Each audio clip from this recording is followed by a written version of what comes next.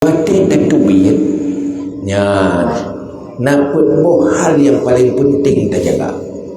Jadi tubir berinteraksi dengan dunia luar yang urung imannya untuk diselamatkan akhirat, harus pastikan pet yang paling kurang minimal pet perkara. Pertama, jaga keikhlasan dalam segala hal. Jaga ikhlas berleb pun yang terbuat karena Allah. Olehnya baik dia, baik dia tetapi merupakan mula kata pegang ibadat tanya kerja habis le du tak minta nilai bab manusia tak tukar dengan kepentingan duniawi amalannya yang ikhlasnya jaga dah. Baik roh metutu yang jitu batu ikhlas, baik roh bersikap yang membatalkan falanya yang pertama jaga. Yang kedua, lakukan amal ma'ruf nahi mungkar. Karena kewajiban udip dan ruang publik harus lakukan amal ma'ruf nahi mungkar.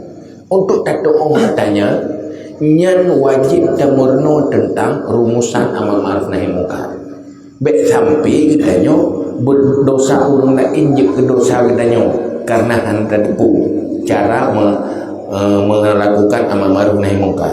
Ngan beut karena wajib punya orang udip dalam ruang publik lang kawan ramai, wajib laksanakan amal ma'ruf nahi mungkar. Baru tatu'uh laksanakan amal ma'ruf nahi mungkar, bertatu'uh tata cara amal ma'ruf nahi mungkar supaya dosa gok baiknya ke dosa katanya, baik yang berdosa tetapi dosa gok katanya berpahala karena tak lakukan amal ma'ruf nahi mungkar.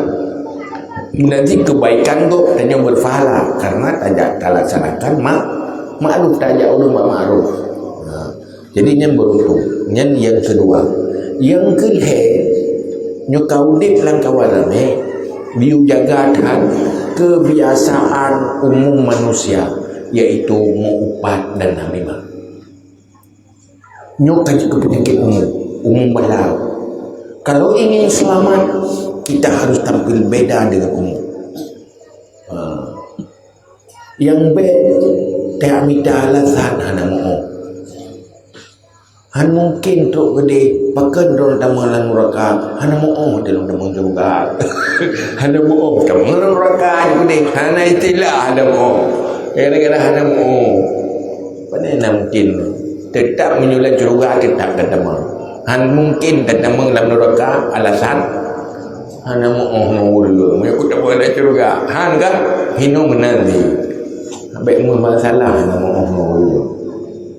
Malah urung lain lagi gede tajak.